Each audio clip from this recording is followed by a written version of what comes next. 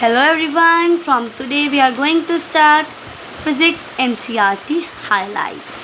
So let's begin. So from the index we are gonna start chapter number 12 in atoms. We will show introduction, Rutherford model, spectra, Bohr model, de Broglie and line spectrum. So from page number 414 we will begin. Okay. So we are here with the atoms chapter. You can see I have written many of the theories here. So let us start the introduction. First, in introduction it is told about J.J. Thomson. I think you remember his model, plum pudding model, right? And what were the limitations of his model? You need to learn. That are, he could not explain the origin of the spectral lines as in the hydrogen atom. He could not explain it according to the scattering of the alpha particles, that through large angle, as the Rutherford scientist explained. Plum pudding model was that this is the plum, you can say watermelon. It has some positive charge inside it and some negative charge also. This negative is at center and positive lie uniformly. Let me zoom for you. Okay, so reading from this line, that J.J. Thomson in 1940 revealed that the atoms of different elements, however, that atom of different element has negative charge electrons that are identical for all atoms. Means सभी atoms के अंदर negative charge होता है और ये जो atoms हैं at whole electrically neutral होते हैं. ठीक है, means atom के कुछ positive charge और negative को neutralize करेगा. अब इसका arrangement क्या है, मतलब एटम का स्ट्रक्चर क्या है, तो ये सबसे पहले बताया था J.J. थॉमसन ने 1898 के अंदर. उन्होंने बताया कि जो पॉजिटिव चार्ज है वो यूनिफॉर्मली डिस्ट्रीब्यूटेड रहता है, ठीक है, थ्रू आउट द वॉल्यूम, और जो नेगेटिव है वो सेंटर में, लाइक सीड जैसे होते हैं ना, ये आपका वाटरमेलन है, ये जिसका रेड पोर्शन है ये पॉजिटिव पार्ट है, सीड तो कहीं कहीं पे होता है, जो सीड है इसका नेगेटिव पोर्शन है. ये प्लम पुडिंग मॉडल है, ये वाटरमेलन, दोनों ही सेम है, ठीक है. उसके बाद जो कंडेंस्ड मैटर की बात आई, सॉलिड लिक्विड्स की जो डेंस गैसेस होती हैं वो सभी टेम्परेचर पे इलेक्ट्रोमैग्नेटिक रेडिएशन रिलीज़ करती हैं, किसी ना किसी वेवलेंथ की, सेवरल वेवलेंथ्स की. और ये जो रेडिएशंस हैं ये एटम के ऑसिलेट या मॉलिक्यूल के ऑसिलेट करने से ही आती हैं. इतना पॉइंट्स क्लियर होना चाहिए आपको. तो हमने थॉमसन के बारे में पढ़ा. So let us show the limitations of Thompson model. I have discussed it earlier also. It could not explain the origin of spectral lines. ये किसने एक्सप्लेन किया? बोहर ने. और रदरफोर्ड मॉडल को एक्सप्लेन नहीं कर पाया, ठीक है, क्योंकि उसकी स्कैटरिंग को डन, ठीक है, उसके मॉलिक्यूल्स वगैरह ऑसिलेशंस करवाते हैं.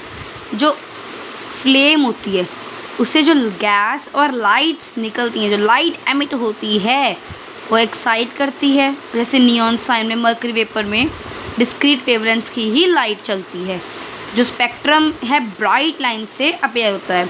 तो कुछ गैसेस के अंदर ये जो स्पेसिंग है एटम्स के अंदर बहुत ज़्यादा होती है, तो रेडिएशंस जो हैं इंडिविजुअल एटम की ना होकर सभी का इंटरैक्ट, सभी का टोटल होकर बाहर आती हैं, ठीक है.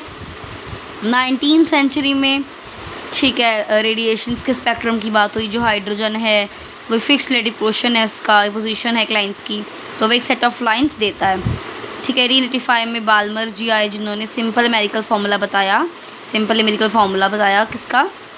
Group of lines atomic hydrogen model के ऊपर वेवलेंथ्स का फार्मूला बताया, क्योंकि जो हाइड्रोजन है उस टाइम का सिंपलेस्ट था. जो अंडरलाइन लाइंस है आपको सिर्फ वही इंपॉर्टेंट मार्क करी हुई हैं, बस वही करनी है इंपॉर्टेंटली, बाकी मैं आपको सारा एक्सप्लेन करती हुई जा रही हूँ.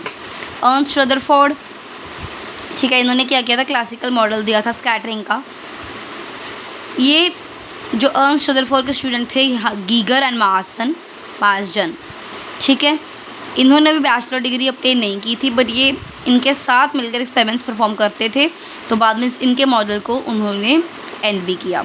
तो रदरफोर्ड का जो प्लानिटरी मॉडल था, जिसको हम न्यूक्लियर मॉडल ऑफ एटम भी बोलते हैं, उसके अकॉर्डिंग जो पॉजिटिव चार्ज है और सारा का सारा पॉजिटिव चार्ज और थोड़ा सा मास एटम का न्यूक्लियस के अंदर है।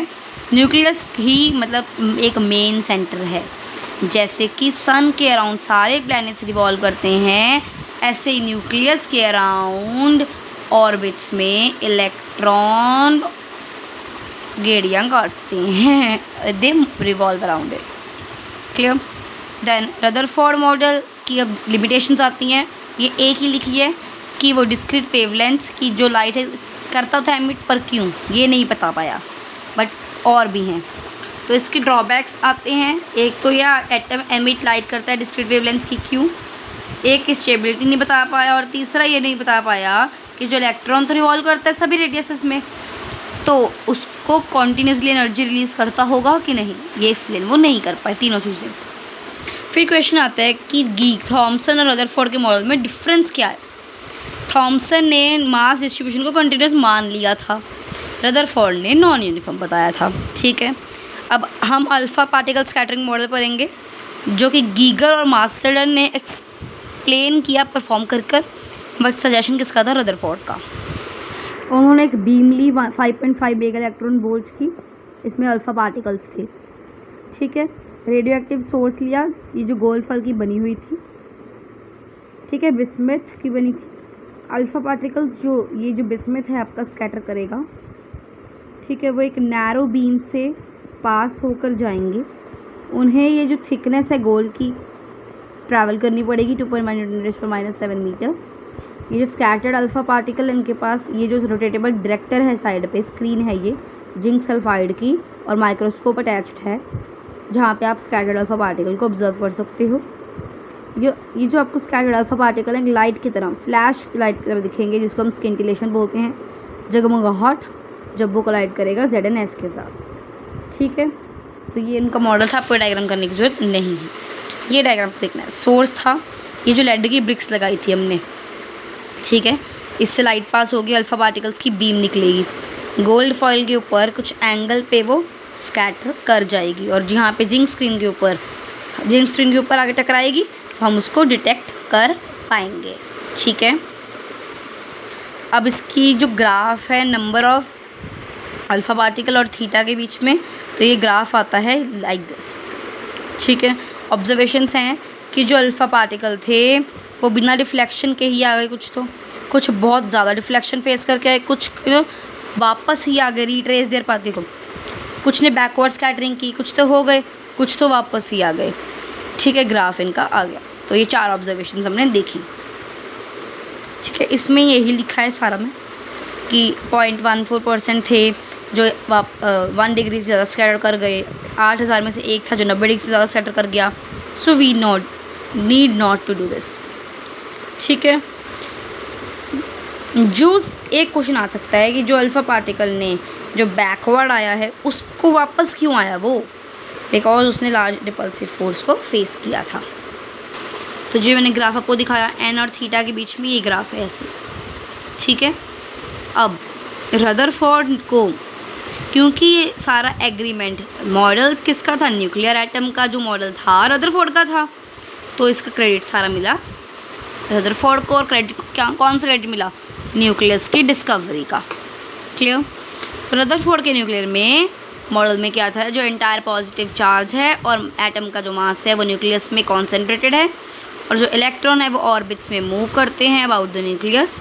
तो रदरफोर्ड का जो एक्सपेरिमेंट है, साइज ऑफ न्यूक्लियस कितना होता है 10⁻⁻15 से लेकर 10⁻⁻14 मीटर के बीच में, और जो काइनेटिक थ्योरी से पता लगा कि एटम का साइज इतना ही है 10⁻10 मीटर के करीब।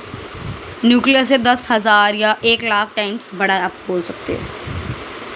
ठीक है, एटम के अंदर बहुत सारी स्पेस एम्प्टी है। तो ये पॉइंट्स मैंने अगेन साइड पे इंक्लूड कर रखे हैं कि जो अल्फ़ा पार्टिकल है ऐसे ही वापस आ गए, क्योंकि एटम के अंदर बहुत सारी स्पेस है, या फिर आए और ऐसे सीधे चले गए, स्पेस बहुत है, खाली है। सारा पॉजिटिव चार्ज तो न्यूक्लियस के अंदर है, मास और पॉजिटिव चार्ज, और अल्फ़ा पार्टिकल जो 180 डिग्री पे गए वो ऐसे ही रिट्रेस करके पाथ को वापस आ गए, उनको डिफ्लेक्शन सेफ सफ़र नहीं हुई।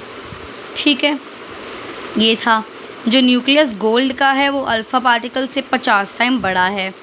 तो न्यूक्लियस जो गोल्ड का हम क्यों लेते हैं, फिर हमने उसमें अदर फॉर्मूला में गोल्ड फॉइल लिया था ना, क्यों लिया? क्योंकि ये भारी है तो स्टेशनरी रहता है जब हम अल्फ़ा पार्टिकल को इसके ऊपर बम्बार्ड करवाएंगे। तो जो फोर्स डिफ्लेक्शन के दौरान लगती है that is 1/4 pi epsilon naught to ZE means ZE is the charge और 2E is the charge of that alpha particle. Okay, then we have alpha particle trajectory. इसमें सबसे पहले टॉपिक आता है इम्पैक्ट पैरामीटर का। इम्पैक्ट पैरामीटर होता है, देखो ये इधर न्यूक्लियस जा रहा है, ये टारगेट न्यूक्लियस है, इससे थोड़ा सा नीचे ये डिस्टेंस टारगेट न्यूक्लियस और जहाँ से वो एंगल से, जिस एंगल से वो स्कैटर हो रहा है, ठीक है, तो उसकी जो ट्रेजेक्टरी, उसका जो पाथ है, उसकी जो परपेंडिकुलर डिस्टेंस होता है उसको हम ये बी, इसको हम इम्पैक्ट पैरामीटर बोलते हैं। So it is the perpendicular distance of the initial velocity vector from the centre of nucleus. ठीक है, सो जो अल्फ़ा पार्टिकल का सबसे बड़ा लार्ज इम्पैक्ट पैरामीटर है, क्योंकि ये स्मॉल एंगल से स्कैटर करता है। इम्पैक्ट पैरामीटर का फॉर्मूला है 1/4 pi epsilon not ZE square cot theta by 2 half MU square. अगर cot थीटा IP देख लो, इम्पैक्ट पैरामीटर का 0 है, ठीक है, तो cot थीटा बाई 2 भी 0, तो theta by 2 90 means theta 180 means वो ऐसे ही वापस आ गया अनडेविएटेड। इम्पैक्ट पैरामीटर अगर मिनिमम है तो अल्फ़ा पार्टिकल वापस आएगा पाई डिग्री पे, और अगर ये 0 है थीटा तो अल्फ़ा पार्टिकल अनडेविएटेड ही चला जाएगा। Next important line is the distance है जो क्लोजेस्ट अप्रोच का।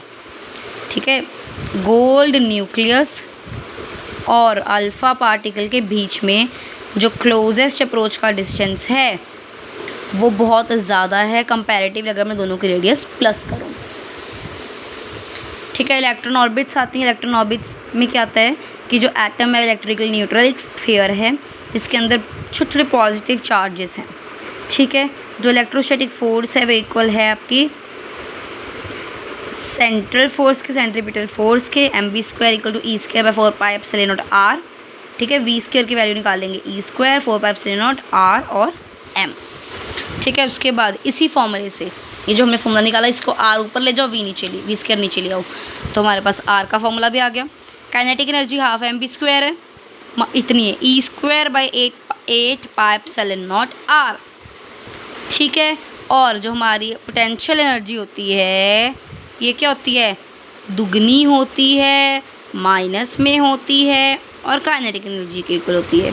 तो -2 की काइनेटिक एनर्जी पुट करो, E square by 8 pi epsilon naught r, ये कट गया, तो ये get minus E square 4 pi epsilon naught r।